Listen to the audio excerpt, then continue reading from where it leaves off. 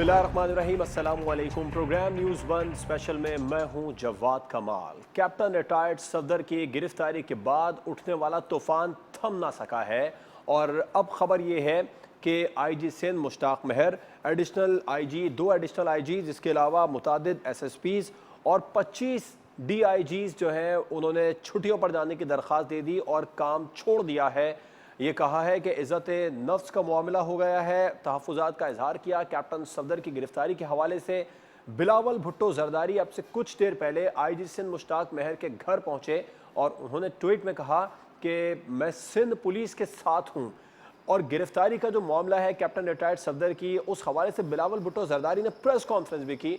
उस press conference में कहा कि इस गिरफ्तारी के हवाले से वो शर्मिंदा है, उन्हें इस बारे में कतन इल्म नहीं था, लेकिन जब उन्हें ये पता चला तो उन्होंने बताया कि वो किसी को मुंह दिखाने के काबिल नहीं है। कैप्टन सफदर की गिरफ्तारी के बाद उन्होंने मजम्मत भी की और कहा कि इमरान खान भी तो मज़ार क़ायद पर जाते थे, वहाँ पर नारे लगाते थे। पाकिस्तान तहरीक इंसाफ के कारकुनान इमरान खान की मौजूदगी में भी उस वक्त तो किसी किस्म का कोई मुकदमा या गिरफ्तारी नहीं की गई थी। तो अब ये गिरफ्तारी जो हुई है, इतना ड्रामा क्यों किया गया?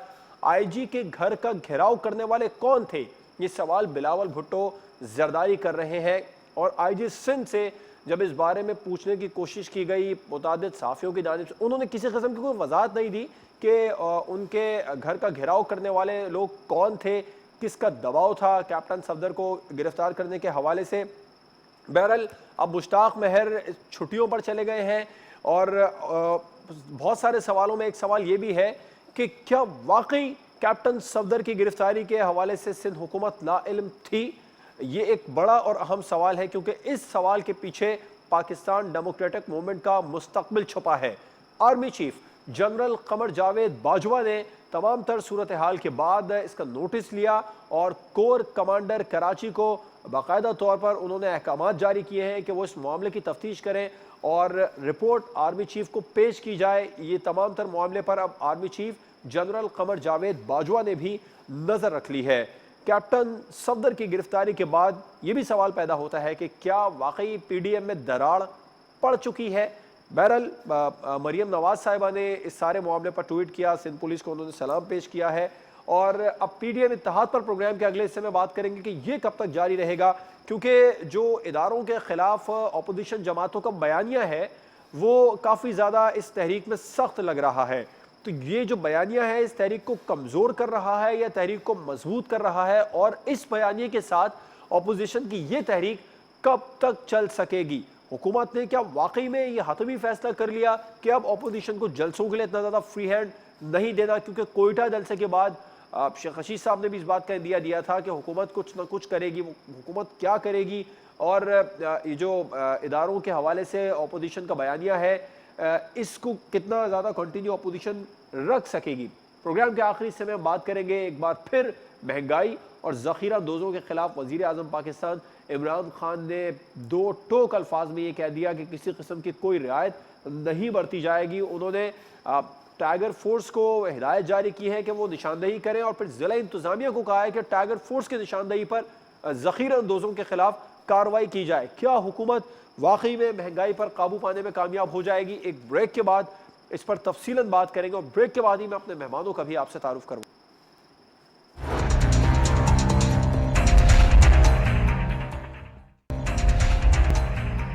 Welcome back. इस्लामाबाद स्टूडियो में हमें ज्वाइन किया है सीनियर तज्ज़ियाकार असद महमूद साहब ने। आपका बहुत बहुत शुक्रिया सर अपना कीमती वक्त देने के लिए। जबकि स्काइप पर हमें ज्वाइन कर रहे हैं सीनियर एनालिस्ट कमर चीमा साहब, आपका भी बहुत शुक्रिया सर।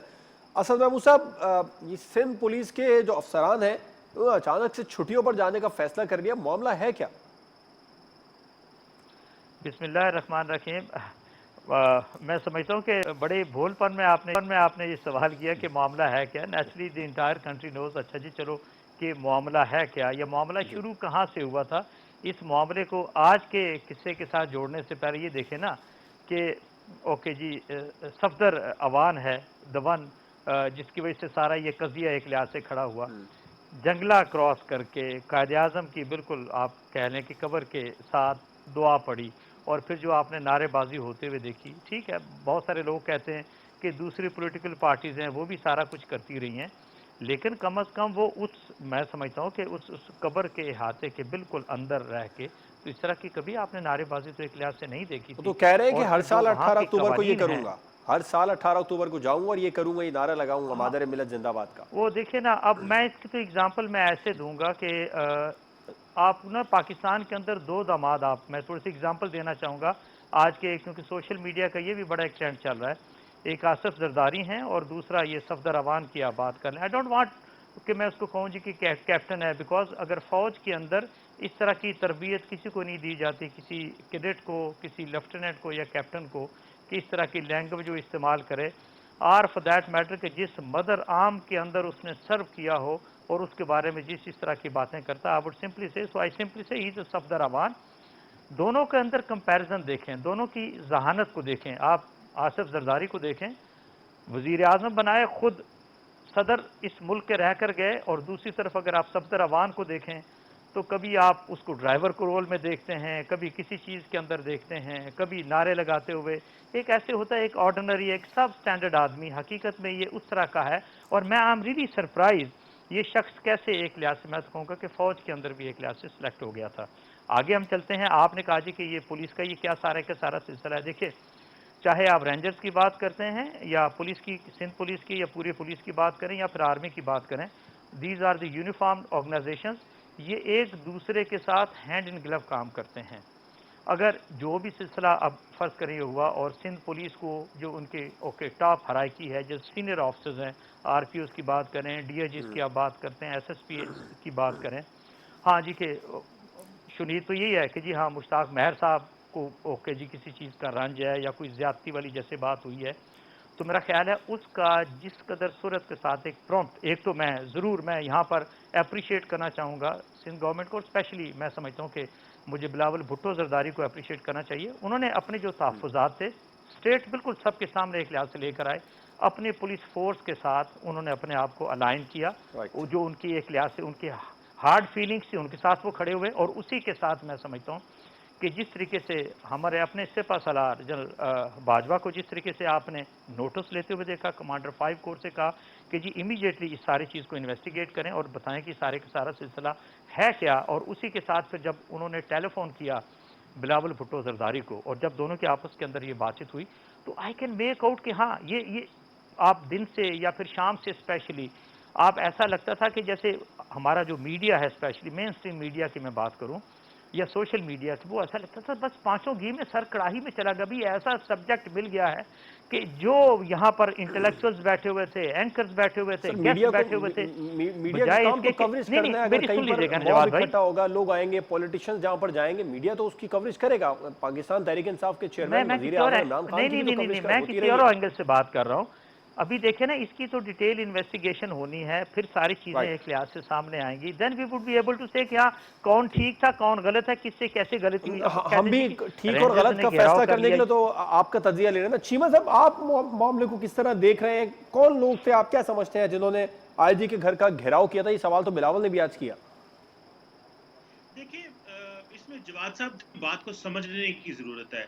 जब से एमक्यूएम का मसला कराची में हुआ था, तो जाहिर बात है कि जो रेंजर्स हैं और जो हमारे लॉ एनफोर्समेंट के जो बाकी इदारे हैं, उनकी जो मामलात में जो इंटरफेरेंस थी या उनकी जो इन्वॉल्वमेंट थी, वो बढ़ती गई थी जी। चीजों के अंदर, जो कि लीगल थी, क्योंकि सिंध हुकूमत हमेशा ऑर्डिनेंस जारी किया करती थी रेंजर्स के काम करने का। अब होता यूं है कि जैसे जैसे आप काम करते जाते तो आप सिस्टम के अंदर चले गए, और ओवरऑल भी आपको पता है कि सिंध की पुलिस थोड़ी पोलिटिसाइज रही है। वैसे तो सारे पाकिस्तान की पुलिस पोलिटिसाइज रही है, तो अदारों के दरमियान एक हम आहंगी भी होती है। लेकिन ये जो रिसेंट कल वाला वाकया हुआ, इसमें आपको तो मेरा ख्याल है कि दो राय नहीं है। जो जुबैर साहब की ऑडियो मैसेज आया और जो बाद में चीफ मिनिस्टर ने भी कहा और बिलावल भुट्टो जरदारी ने भी सबके सामने कह दिया कि भाई वो तो एक सेक्टर कमांडर ने ऐसे कहा और हो गया, तो वो उनको लेके चले गए। अब देखना यह है कि आप जवाब साहब, जो चीज अहम है समझने की, रेंजर्स, लॉ एनफोर्समेंट एजेंसी और पुलिस मिलकर दहशतगर्दी को खत्म करती हैं। अगर इस तरह के वाकयात होते हैं, तो ये जो ट्रस्ट डेफिसिट है अपने ही लॉ एनफोर्समेंट के इदारों के दरमियान, ये कराची के लिए भी अच्छा नहीं है, सिंध के लिए अच्छा भी नहीं है, और मुल्क के लिए भी अच्छा नहीं है। सो जो हुआ है और जो आर्मी चीफ बाजवा साहब ने जो इंटरफेयर किया और इंक्वायरी का हुक्म दिया है, मेरा ख्याल है उन्होंने बड़ा दूरअंदेशी से फैसला किया है कि इससे पहले कि अदारों के दरमियान एक ट्रस्ट डेफिसिट आए। देखें, आईजी पुलिस सिंध के चीफ एग्जीक्यूटिव है जो पुलिस के मामलात को या सिक्योरिटी के जी। मामलात को देखने का, वो किसी के मातहत नहीं है, वो सिविल गवर्नमेंट के मातहत हैं। सो मेरा ख्याल है कि दूरअंदेशी दिखाई है। बिलावल भुट्टो साहब ने सही कहा कि इंक्वायरी का हुक्म दें, क्योंकि उन्होंने आईजी साहब से पूछ के ये कहा कि उनको कौन उनके घर का घेराव करता है। तो सारी बात है, वो जो मेरा ख्याल है हमारे कुछ लॉ इन्फोर्समेंट के इदारों का जो एतमाद बहुत ज्यादा बढ़ चुका था। सूरत हाल काबू में आ जाएगी सर जल्द? जी सूरत हाल जल्द काबू में आ जाएगी? अफसरान अपनी दरखास्तें वापस ले लेंगे तमाम? जी आ जाएगी, ये बहुत जल्द आ जाएगी। अफसरान भी वापस आ जाएंगे और जो कोर कमांडर साहब को कार्रवाई का कहा गया वो भी वापस जल्दी आ जाएगी।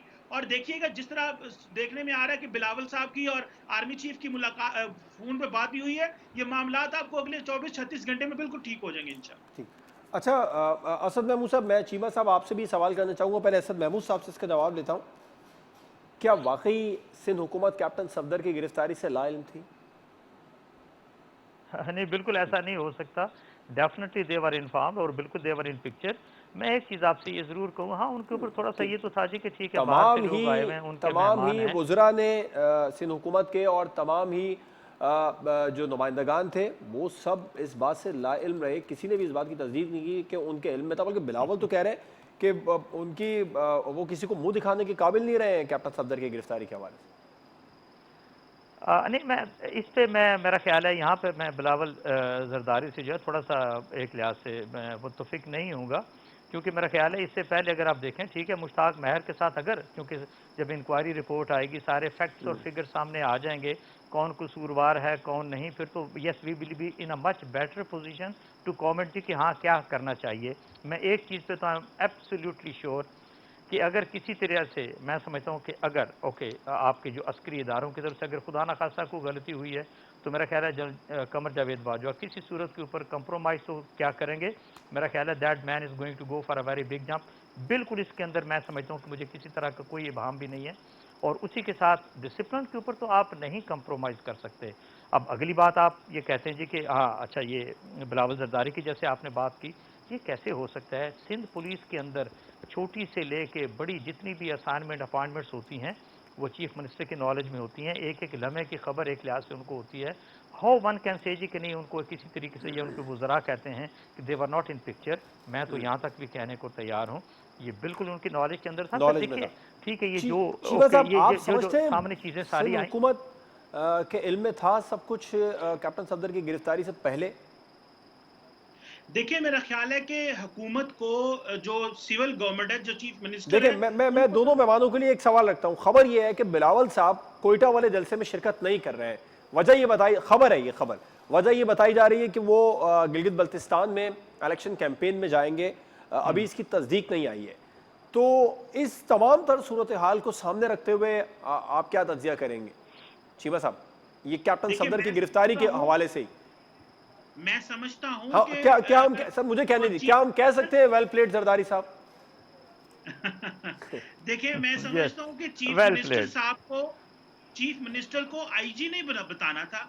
तो आईजी ने, जाहिर बात है, जिस तरह आईजी को वो कह रहे हैं कि उनके साथ हुआ, तो वो आईजी ने बाद में बता दिया होगा कि इस तरह हुआ है। और उन्होंने जो मरियम की बात को अगर सुने तो वो कहती हैं कि आप सिर्फ जो है वो एफआईआर काटने का कह दें, हम जो है वो बाकी किसी और अदारे से उनको वहां से अरेस्ट करवा लेंगे। और बाद में भी उन्होंने फिर पुलिस से ही अरेस्ट करवा लिया। सो बात तो यह है कि सिंध गवर्नमेंट कहती है कि हमें चीफ आईजी ने बताया और आईजी ने इस तरह बताया कि इस तरह हुआ है। तो जाहिर बात है उनको पता तभी चला जब आईजी ने ही बताना था, और तो किसी ने बताना नहीं था। और जो सर दूसरी मेरे बात आप कर रहे हैं, अगले सवाल का जवाब मुख्तसर में ब्रेक पड़ जाना है। जी, अगले सवाल का जवाब यह है इसी कि सूरत बिलावल हाल, साहब ने कह इसी दिया कि इसी मेरी कैंपेन चल रही है, अगर मैं फिजिकली ना जा सका, मैं जहाज का बंदोबस्त करूंगा, मैं फिजिकली ना जा सका तो मैं वीडियो लिंक के जरिए खिताब कर दूंगा, लेकिन हम हर कीमत पर पार्टिसिपेट करेंगे। अच्छा अच्छा, ठीक है। असद असद महमूद साहब, आप समझते हैं अगर बिलावल जी, किसी भी तरह नहीं जाते जलसे में तो कोई मैसेज जाएगा पीडीएम को? नहीं, मेरा ख्याल है मैसेज तो बड़ा क्लियर एक लिहाज से चला जाएगा। वाई? बिकॉज पीपल्स या चला पार्टी इज गया वेरी मैसेज सीरियस कैप्टन कि जी सफदर की हाँ उनको, गिरफ्तारी के बाद? जी बिल्कुल, वो भी चला गया है और जीबी के जो अफेयर्स हैं they those are very important basically for people's party. और मैं ये समझता हूँ कि पीपल्स पार्टी की एक लिहाज से सूबा सिंध के अंदर बड़ी मजबूत हुकूमत है और वो किसी सूरत में भी एक ऐसी पार्टी के पीछे चल के, मैं नून लीग की बात करूंगा, कि वो खुद तो डूबे हुए हैं, वो चाहते हैं जो दूसरे हैं वो भी सारे के सारे डूब जाएं। अगर हम इक़्तिदार के अंदर नहीं हैं तो किसी को भी नहीं होना चाहिए। मेरा ख्याल है ये पीपल्स पार्टी जो है इसने बड़ा ग्रेसफुली अपने आप को लेके बड़ा बेहतर तरीके से लेके ही चलेंगे और आने वाले दिनों के अंदर आप देखेंगे कि इस डिस्टेंस को ज़्यादा होते हुए और ये सिलसिला पीपल्स पार्टी एटलीस्ट मुझे इनके साथ आगे चलती हुई नहीं नजर ठीक है, आती। अब हम ब्रेक पर जाएंगे और ब्रेक के बाद सिंध में कुछ गवर्नर राज की बिलावल साहब ने खुद ये नुक्ता उठाया कि गवर्नर राज लगाने के बारे में विफाक में खिचड़ी पक रही है, जरा लगा कर तो दिखाएं गवर्नर राज। क्या इस तरह की कोई सूरत हाल पैदा हो सकती है? और अपोजिशन की जो पाकिस्तान डेमोक्रेटिक मूवमेंट है इसमें जो इदारों के खिलाफ बयानिया रखा गया है ये इस तहरीक को कमज़ोर कर रहा है या मजबूत? और जो इदारों के खिलाफ बयानिया है इसको इस पर जमातें मजीद सख्त करेंगी या अपना हाथ थोड़ा सा हल्का कर लेंगी? एक ब्रेक के बाद पर बात करें।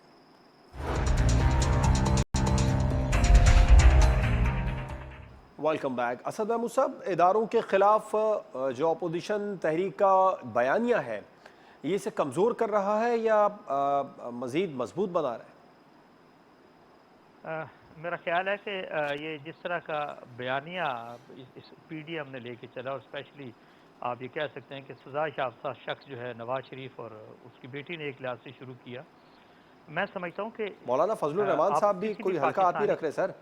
सर तमाम ही लोग पार्ट ऑफ इट दोनों बिल्कुल ऐसे ही, स्पेशली ये इन दोनों की बात करें फिर अचकज़ई को भी बीच में शामिल नहीं। जब से पाकिस्तान तहरीक इंसाफ की हुकूमत बरसर इक़्तिदार आई है मौलाना फजलुर रहमान साहब भी मुसलसल बयानबाजी कर ही रहे हैं।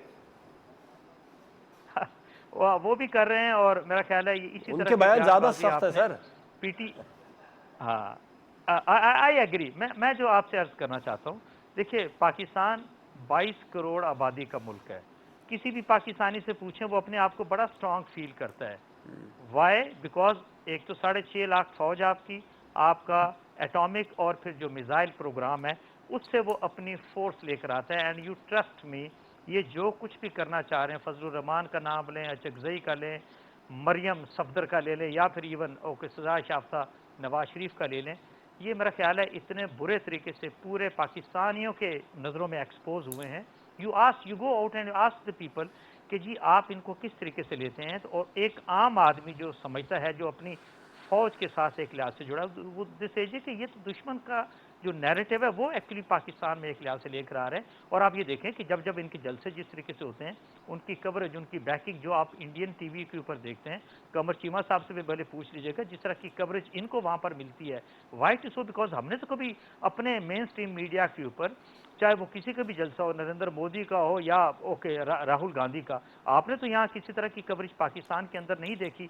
और वाई वहाँ की जो मीडिया है वो स्पेशली फोकस है, एनडीटीवी को छोड़ दें, उसके अलावा बाकी सारे के सारे इंडियन मीडिया जो वो इनके ऊपर, इनकी तकरीरों के ऊपर, इनके बयानात को एक लिहाज से वो लेके चलता है, हेडलाइंस के ऊपर उनके जो अखबारात है वो उसको लेके चलते हैं। वाई? बिकॉज यही तो वो चीज है जो कि एक्चुअली नरेंद्र मोदी चाहता था, जो उनका नेशनल सिक्योरिटी एडवाइजर पाकिस्तान में मकालमे की इजाजत नहीं होनी चाहिए, आप ये कहना चाह रहे हैं?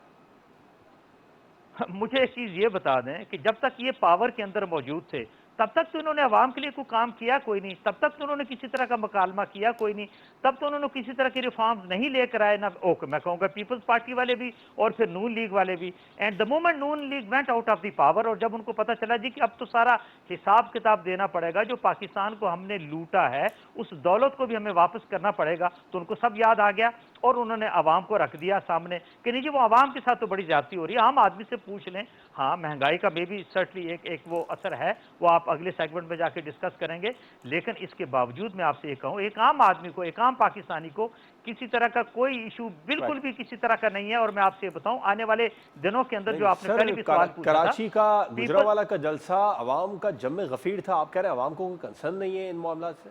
क्या जवाब, फॉर गॉड सेक, आप भी सारे एरिया से वाकिफ हो। जलसा कहाँ रखा उन्होंने? अपने हब के अंदर। और इमेजिन करें वहां पर टोटल यही है ना, सर वो एक बात बताया, वो बनी गाला या ये शहर इक़्तिदार में जलसा नहीं रख सकते थे पहला, अपने अपने उसी जगह पे रखेंगे ना जहां वो पावर शो कर सके। तो यही मैं आपसे अर्ज करना चाह रहा हूं। और फिर उस जलसे के अंदर जो लैंग्वेज इस्तेमाल की गई, जिस तरह का नैरेटिव इस्तेमाल किया गया, अपोजिशन जमातें बयानियों को मजीद सख्त करेंगी, आप क्या समझते हैं? देखिए नहीं, देखिए मैं ओके। समझता हूँ जवाद साहब कि ऑपोजिशन जमातों ने पीडीएम के प्लेटफॉर्म से जब से ये जलसे कर रहे हैं, आप मुझे बताएं जुम्मे से पहले एक दिन पहले चले जाएं, जुमेरात बुध से लेके अभी तक दिखाया क्या जा रहा है? सिर्फ ऑपोजिशन देख आ रही है टीवी पे और आ ही कोई नहीं रहा। आज शाम तक कौन डिस्कस हो रहा है इतने पिछले 7 दिनों में 6 दिनों में? देखिए वो जितनी ज्यादा मीडिया अटेंशन और कुछ हुकूमत की वजह से भी ले गए हैं, कुछ अपनी एक्टिविटीज की वजह से भी ले गए हैं और फिर ये जो उधर से इतवार का जलसा खत्म हुआ तो आगे से हफ्ते वाला तो ये शुरू हो गया जो था सफदर साहब वाला। सो मैं ये समझता हूं कि ऑपोजिशन जमातें बहुत ज्यादा स्पेस ले गई हैं टीवी के ऊपर, मीडिया के ऊपर, सोशल मीडिया के ऊपर, तो इस हैशटैग चल बयानियों रहे, को मजीद ट्रेंड्स सख्त चल रहे, करेंगी? लोगों को इंगेज किया। देखिए इसमें उनकी एक सक्सेस है, इसको इसको ऐसे मेजर किया जा सकता है, इससे क्या निकल सकता है, आगे क्या होगा, आइंदा आने वाले दिनों में क्या होगा, वो बात की बात है। मैं आज के 6-7 दिनों का मुतालिया करूं तो आप टीवी पे, सोशल मीडिया पे देखें कौन सा बात हो रही है, सिर्फ ऑपोजिशन की बात हो रही है और गवर्नमेंट तो उसके बाद बोली कोई नहीं है। मतलब गवर्नमेंट का तो बयान ही कोई नहीं चल रहा। आप देखें मुझे कोई बयान चला के दिखाए, क्योंकि ऑपोजिशन इतनी ज्यादा एक्टिव हुई हुई है। सो उनका बयानिया किस हद तक अवाम रिसीव करती है वो बात की बात मैं करूंगा, लेकिन इस वक्त वो हर जगह मौजूद नजर आ रहे हैं आपको। बयानियों को सख्त करेंगे? मुख्तसर करेंगे, करेंगे। अच्छा, मुझे उम्मीद है करेंगे। अच्छा ठीक। करेंगे। चीमा साहब पहले आप ही जवाब दीजिए, गवर्नर राज सिंध में लगने जा रहा है मुस्तकबिल में? बिलावल साहब ने आज इस बात को छेड़ा भी है, इस मामले को। देखिए मेरा नहीं ख्याल ये ना तो हुकूमत हैंडल कर सकती है और दूसरा ये है कि यहाँ तो ना पंजाब में और केपी में और मरकज में बड़ी को आइडियल सिचुएशन है जो इंटरवीन करना पड़ेगा, तो ये ऐसे नहीं हो सकेगा। और दूसरा आपको पता है कि वैसे गवर्नर राज जो है उससे हुकूमत मजीद अनपॉपुलर होगी। ये जरदारी साहब ने भी पंजाब में करके देख लिया था, उसका नुकसान हुआ था और अभी अगर ये करेंगे तो उसका नुकसान होगा, क्योंकि एक डेमोक्रेटिकली इलेक्टेड गवर्नमेंट को ही रन करना चाहिए। इसका अच्छा तरीका तो यह है अगर वो सर्व नहीं कर रहे तो अगली दफा उनको वोट आउट कर दें, बजाय इसके कि गवर्नर रूल लगाएं और जो है मामलात खराब करें। हमारी जमहूरियत अभी मुश्किल से पटरी पे चढ़ी है, इसको पटरी पे रहने दें। आहिस्ता आहिस्ता गलतियां करते स्लोली स्लोली हम उठते गिरते पहुंच ही जाएंगे मंजिल पे, लेकिन मौका देना चाहिए और चीजें इसी तरह जमहूरी तरीके से चलनी चाहिए। असद महमूद साहब, आप समझते हैं गवर्नर राज का कोई इम्कान है? कल मुलाकात भी है गवर्नर साहब की, प्राइम मिनिस्टर साहब से बुलवाया तो आज था लेकिन उन्हें फ्लाइट नहीं मिल सकी। हाँ, नहीं नहीं, ऐसा बिल्कुल भी नहीं है। एक नॉर्मल मुलाकात थी, पहले से तय थी। दिस इज व्हाट अभी आई हुई नहीं है सर, अंडरस्टैंड होगी। और इसके अंदर कोई ऐसी बात नहीं है। और जो दूसरी बात है कि गवर्नर राज भी किस लिए लगाएंगे आप? ना तो इन्वायरमेंट्स हैं, ना कोई हालात हैं किसी तरह के। एक लोगों की इलेक्ट की हुई वहाँ पर हुकूमत वहाँ पर है, ठीक है, वो 13वें साल में है। मैं ये भी कह सकता हूँ कि मैं बड़ा सख्त क्रिटिकल हूँ पाकिस्तान पीपल्स पार्टी का कि अर्बन और रूरल दोनों के अंदर उनको जिस तरीके से काम करना चाहिए था, पिछले 12 साल से ज़्यादा हो गया, उन्होंने बिल्कुल उस तरीके से काम नहीं किया। अच्छा, प्रोग्राम में मैं ये समझता खबर हूं आ कि गई है, पीपल्स थोड़ा पार्टी सा के मैं बड़ा महंगाई के खिलाफ बात करना चाह रहा था, लेकिन पहले मैं आप लोगों का इस पर मौक़िफ़ ले लूँ। आईजी सिंध ने अपनी जो छुट्टी की दरख्वास्त है उस पर 10 दिन के लिए फिलहाल फैसला वापस ले लिया है। जी, यही तो देखे ना, यही तो मैंने आपसे पहले कहा था कि the things are going to fizzle out. Why? Because that is what I say कि ये समझदारी की बात होती है। एक तो आपने हमारे चीफ ऑफ आर्मी स्टाफ की तरफ से जिस तरह की अच्छा, जो ये उन्होंने आर्मी नोटिस चीफ लिया, जिस आर्मी तरह चीफ उन्होंने का बिलावल जनरल कमर जावेद बाजवा साहब से उनका टेलीफोनिक रब्ता हुआ, उसके बाद उन्होंने फैसला वापस लिया। जी सुनिए ना, एक तो ये हुआ और उसके बाद फिर जब बिलावल जरदारी की मुलाकात अपनी पुलिस चीफ से हुई, उन लोगों से हुई, तो एक तो वो अपनी पुलिस के साथ, सूबे की पुलिस के साथ आपको खड़े होते हुए नजर आए। आपको और पॉइंट है, यही मुझे वो ब्रेक करना बात है। होती चीमा है कि साहब, जो एक आप क्या कहेंगे जो डेवलपमेंट हुई है इस तमाम तर सूरत हाल में? देखिए मैंने पहले आपको कहा है जवाद साहब कि अगर हमने दहशतगर्दी की जंग को लड़ना है और ये जो अर्बन वॉरफेयर को लड़ना है तो जाहिर बात है तमाम सिक्योरिटी इदारों को मिल के काम करना है। तो आर्मी चीफ बाजवा ने जो ये फैसला किया है और इंटरवीन किया है कराची में, ये बेसिकली उन्होंने larger interest of the country और सूबे के लिए किया है। और मैं समझता हूं कि आईजी साहब ने अपनी दरखास्त वापस लेके बाजवा साहब को रिस्पेक्ट भी की है, बिलावल भुट्टो साहब की भी रिस्पेक्ट की है और उन्होंने ये समझा कि उनको समझा गया है। क्योंकि देखिए वो तर्जमान सिंध जो है वो कह रहे हैं कि बेसिकली रुखसत पे जाने का जो मकसद था वो तजहीक के खिलाफ एहतजाज था, तो वो उनका एहतजाज रिकॉर्ड इसका हो मतलब है गया। आर्मी चीफ साहब के एक राब्ते ने सारा मामला काफी हद तक सॉर्ट आउट कर दिया। जी कर दी है, और ठीक। बाकी सारी बात है, जो अब जो इनके ऑफिसर्स हैं वो उन्होंने 10 दिन के लिए वापस लिए कि मैं 10 दिन से मौखर करता हूं। इससे मुराद ये है कि तलवार अभी लटक रही है, तो जो वो कोर कमांडर साहब देंगे, रिपोर्ट देंगे, तो उसके ऊपर एक्शन होगा, राइट। क्योंकि आर्मी चीफ ने यकीन दिलाया होगा कि हम हर बिल्कुल ठीक कीमत है। पे एक्शन लेंगे, तो बिल्कुल ठीक इसीलिए है। उन्होंने ब्रेक वापस ले ब्रेक लिया। के बाद हम बात कर लेंगे महंगाई के हवाले से। क्या हुकूमत इस सूरत हाल पर काबू पा लेगी? आज कुछ अरकान असम्बली और वज़रा सवालात करते नजर आए कि हमें बताया जाए आखिर महंगाई पर कब तक काबू पाया जाएगा। एक ब्रेक के बाद इस पर बात करेंगे।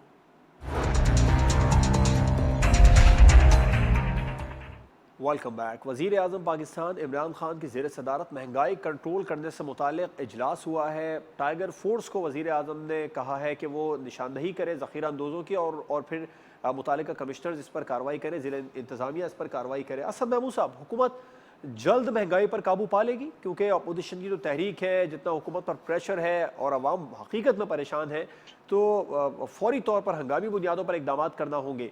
आपको लगता है इस तमाम तर सूरत हाल में हुकूमत जल्द महंगाई पर काबू पा लेगी? मेरा ख्याल है कि इसके लिए हुकूमत को बड़ी तगदो करनी पड़ेगी। वाई? बिकॉज यस, आप होर्डिंग वाले भी ले लें, ट्रेडर्स भी ले लें, ताजर भी ले लें, ये मुख्तलिफ तरह के लोग हैं कि बिल्कुल ये ऐसा माफिया है which is actually working against the people of Pakistan. और मैं समझता हूँ कि हुकूमत की उसके ऊपर बड़ा सीरियस काम करने की ज़रूरत है। चाहे वो कंज्यूमर कमेटीज़ होती हैं, बिल्कुल ठीक है, टाइगर फोर्स को उनको बिल्कुल यूटिलाइज़ करना चाहिए। और उससे हट के भी मैं समझता हूँ कि इनको मजिस्ट्रियल पावर जो है अपने लोगों को देनी चाहिए। डीसीज को, फिर एसीज को उनको रिस्पॉन्सिबल करना चाहिए। फिर साथ ही मंडी के अंदर जिस तरह का सामान आता है उसकी जो कीमतें हैं मुकर्रर करनी वो। लेकिन उससे सबसे ज़्यादा ज़रूरी चीज़ जो जिससे बड़ा ह्यू एंड क्राई हो रहा है, दैट इज़ आटे के ऊपर और फिर चीनी की आप बात करते हैं। अब बहुत सारे लोग यहाँ पर कहते हैं जी कि नहीं, वो वाकई चीनी तो बड़ी महंगी हो गई। भाई 55 रुपये थी 2017-18 के अंदर, अब वो चली गई है 100 रुपये के ऊपर, 105 जी रुपये के ऊपर। आई सर, डू बात एग्री। सिर्फ चीनी एक नहीं तो है, मैं ये हर ज़रूर चीज कहूँगा, अशियाए ज़रूरिया जी बिल्कुल आम आदमी की ऐसा पहुंच से ही दूर है। होती जा और रही है। ये है, जी बिल्कुल जवाब, मैं बिल्कुल आपसे मुत्तफिक हूँ। And why it is so, एक तो यस हुकूमत की तो इसके अंदर गलती है ही है कि जिस तरह का चेक और बैलेंस इसमें होना चाहिए था एक लिहाज से वो आपको नज़र नहीं आता। And at the same time वो इंतहाई जालिम तबका जो ताजर तबका है पाकिस्तान का, बगैर किसी के हीलो हुज्जत के जिस तरीके से वो कीमतें बढ़ाते हैं, यहाँ पे हमारी भी मेरा ख्याल है थोड़ी सी शायद जिम्मेदारी आती है कि वो चीज़ें जिनके अंदर आप देखते हैं कि उसकी कीमत उन्होंने बढ़ा दी है, हम कोशिश करें कि उसकी जो रिक्वायरमेंट है उसको थोड़ा सा हम महदूद कर लें, थोड़ा सा कम कर लें। गवर्नमेंट को जो काम करना चाहिए वो उसको करना चाहिए, उसके ऊपर कोई कॉम्प्रोमाइज़ नहीं है। लेकिन मिन हैसुल कौम मैं समझता हूँ कि इंडिविजुअली बीइंग अ पाकिस्तानी हमारी भी जिम्मेदारी आती है कि इस सारे काम के अंदर हमारा अपना घर इफेक्टेड एक लिहाज से हो रहा है और लोगों का बजट बड़ा इम्बैलेंस हो रहा है। तो हमसे भी जहाँ तक हो सकता है अपनी ज़रूरियात को, स्पेशली मैं कहूँगा कि हमें उसको बिल्कुल महदूद करना चाहिए, कोशिश करके देखनी चाहिए। अगर मैं समझता हूँ चीनी है ना, चीनी आप कहते हैं 100 रुपये किलो बिक रही है, सर ये चीनी मत की कहिएगा कि रिक्वायरमेंट को चीनी अगर खाना हम बंद अपने कर घर दें। के अंदर, नहीं नहीं मैं कहूँगा, नहीं नहीं, 25-30% आप कम कर दें, ज़्यादा ना अच्छा करें। ठीक है। आप उससे कि शायद बड़ा फ़र्क पड़ जाएगा। ठीक। आटे की तो जहाँ तक ताल्लुक है, यहाँ पे आटे पे मेरा ख्याल है गवर्नमेंट को बड़ा सीरियस काम करने की ज़रूरत है। शुगर जितनी भी आटा मिले हैं उनको आटे की सप्लाई वो कहाँ कैसे किस तरीके से जाता है, किस कीमत पे चीमा उनको साहब, जाता है आप गंदम और समझते कैसे वो आगे हैं देते हैं। हुकूमत जल्द महंगाई पर काबू पा लेगी और हंगामी बुनियादों पर इक़दाम हो रहे हैं? देखिए जवाद साहब, हुकूमत का ज़ाहिर बात है कोशिश होती है और मेहनत भी कर रहे हैं, लेकिन मुझे ऐसे लगता है कि कहीं ना कहीं पे ट्रस्ट डेफिसिट है हुकूमत और ब्यूरोक्रेसी के दरमियान, और ब्यूरोक्रेसी और जो मैन्युफैक्चरर के दरमियान। अब ये ट्रस्ट डेफिसिट को ठीक कैसे करना है, जारी बात है ये तो हुकूमत के काम है। हम ये कारोबारी लोगों से तो नहीं कह सकते प्लीज रहम करें, ये तो रहम नहीं करते। हुकूमत अपने लॉ एंड ऑर्डर और अपनी रिट से चीजें स्टैब्लिश करती है। कोई तरले मिन्त माफियों से चीजें ऐसे हल नहीं होती कि आप प्लीज ऐसे ना करें। सो लिहाजा तो ये जो इनको टाइगर जब फोर्स तक को आप टास्क दिया है, इससे हुकूमत की रेट कायम हो जाएगी? देखिए, जो मामलात चल रहे हैं, जो यहाँ पे हम ब्यूरोक्रेसी से बात करते हैं, जो पता चलता है, उससे यही पता चलता है कि एतमाद का फुकदान है जवाद साहब। ये एतमाद का फुकदान हर जगह मौजूद है, और खास करके इमरान खान साहब ने क्या आपके वजह है शुरू जो से ब्यूरोक्रेसी जो है वो अब तक इमरान खान साहब पर एतमाद नहीं कर पा रही? देखें, वो हर बंदा देखें जिस ऑफिस में बैठा हुआ है, किसी को मसला है, कोई नैब का केस ना आ जाए, किसी को मसला है अगर ये मैंने ये इनिशिएटिव ना ले लिया तो हमारे ऊपर मुकदमा ना बन जाए, तो वो एक स्पिरल इफेक्ट होता है। तो वो हर जगह पे इसको, वो जाहिर बात है लिया तो जाता है, इस बात को लोग समझते भी हैं। ब्यूरोक्रेट आपको पता है जो होते हैं वो थोड़े डरपोक भी होते हैं, उनको अपनी नौकरी का भी होता है, पूरी जिंदगी गुजारी होती है, अपनी इज्जत की भी फिक्र होती है। सो बहुत सारे फैक्टर हैं, लेकिन मेरा ख्याल है कि जो अगर इमरान खान साहब मेरा जो हमारे यहाँ पे मसला ये है कि हम स्ट्रॉन्ग मैन पसंद करते हैं, हम मजबूत लोग पसंद करते हैं। पंजाब में अनफॉर्चुनेटली मसला ये है कि वो जो मजबूत बंदा है ना, वो स्ट्रॉन्ग मैन नहीं है। जिस तरह शहबाज शरीफ साहब थे, वो स्ट्रॉन्ग मैन था, वो जैसे भी था वो करके दिखाता था, उसको पता था उसके पास पावर है। यहाँ पे प्रॉब्लम ये है कि 11 करोड़ के आबादी के सूबे के ऊपर वो जो अथॉरिटी चाहिए चीफ एग्जीक्यूटिव की, वो नजर नहीं आती। सर उनको खुद प्राइम फैसला मिनिस्टर साहब करने कहते के हैं लिए वो वसीम अकरम प्लस हैं और ये डिलीवर करेंगे, यही डिलीवर करेंगे उस्मान बुज़दार साहब। नहीं, मैं वो तो अच्छी बात है। देखिए प्राइम मिनिस्टर का अपना प्रेरोगेटिव है, जिसको मर्जी वो चीफ मिनिस्टर लगाएं, लेकिन इतना कुछ जरूर हो कि उस बंदे के अंदर इतनी कैपेबिलिटी हो कि एक तो वो ठीक फैसला है खुद कर सके, जवाद। किसी जी जी असद महमूद साहब मुख्तसर कीजिएगा, प्रोग्राम का वक्त खत्म हो गया। जी मैंने खत्म आने कर मैं दिया। मुख्तसर ही करूंगा। मेरा ख्याल है जो पंजाब के चीफ मिनिस्टर हैं, वो मेरा ख्याल है उस बेचारे ने 5-6 घर नहीं रखे हुए, वो उसको रख लेने चाहिए थे। जैसे कि इससे पहले का जो स्ट्रॉन्ग चीफ मिनिस्टर था वो जिस तरीके से कर रहा था, 56 कंपनियां उसको खोल लेनी चाहिए थी, तो हो सकता है कि हम सारे बड़े खुश हो जाते। मैं आपसे बताऊं, चलिए दूध और ठीक शहद है, की नहरें तब ठीक भी है। नहीं बह रही थी असद महमूद साहब, पिछले कमर 10 चीमा सालों साहब, के आप अंदर। दोनों हमारे साथ प्रोग्राम में मौजूद थे, आप दोनों का बहुत शुक्रिया। महंगाई हुकूमत के लिए एक बड़ा चैलेंज और इस पर काबू पाने के लिए हुकूमत को हंगामी बुनियादों पर इकदाम करना होंगे। इजाजत दीजिए, अल्लाह हाफिज।